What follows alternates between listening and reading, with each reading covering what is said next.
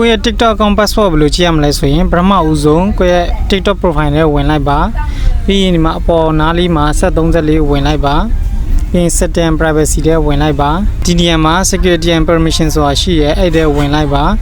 ဒီကနေပြီးဒီမှာ save login info လို့မနှိပ်ထားဘူးဆိုရင် on မလုပ်ထားဘူးဆိုရင်ဒါလေးကို on လုပ်လိုက်ပါ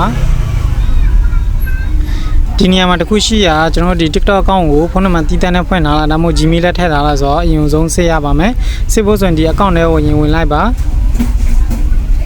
ဝင်ပြီးသွားရင်ဒီမှာ account information ဆိုတာရှိပါတယ်အဲ့ဒါကိုပြန်ဝင်လိုက်ပါဒီနေရာမှာကျွန်တော်ဒီ email နေရာမှာကျွန်တော် Gmail ထည့်ထားလားမထည့်ထားလားတစ်ချက်စစ်ပြီးเนาะတကယ်လို့ Gmail ထည့်ထားဆိုရင်เนาะမလုပ်ကြမလို့အပြင်ထွက်ရုံပဲ Gmail မထည့်ထားဘူးဆိုရင်ဒီနေရာမှာ Gmail လေးထည့်လိုက်ပါ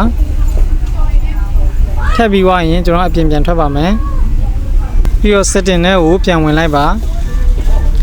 setting နဲ့မှာ Google လို့ရိုက်ချလိုက်ပါ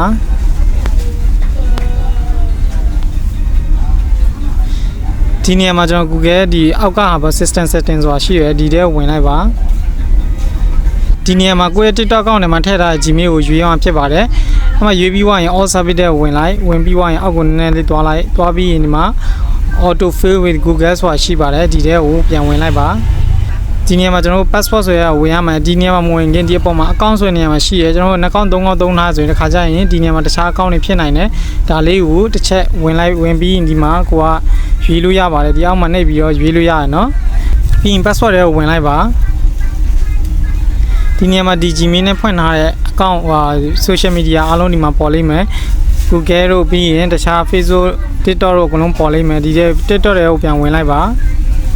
ဒီနေရာမှာကျွန်တော်အပြင် password လေးထည့်ရပါမယ် password ခံနိုင် password ထည့်ရလိမ့်မယ် password မခံတော့ဆိုရင်တော့ဘာမှမလုပ်ဘူးပေါ့နော်ကဲကျွန်တော်ဒီနေရာရောက်သွားပြီဆိုရင်ကျွန်တော် TikTok account password လေးကိုကြည့်လို့ရပါပြီဒီမျက်လုံးလေးကိုနှိပ်လိုက်ရင်ကိုထည့်ထား TikTok account password လေးဒီမှာပေါ်လိမ့်မယ်ဒါဆိုရင်တော့အားလုံးအဆင်ပြေမယ်လို့ထင်ပါတယ်တခြားမသိသေးတဲ့ဟာတခြားသိချင်တဲ့ဟာရှိရင်လည်း comment ထဲမှာရေးလို့ရပါတယ်เนาะအားလုံးကျေးဇူးများတင်ပါတယ်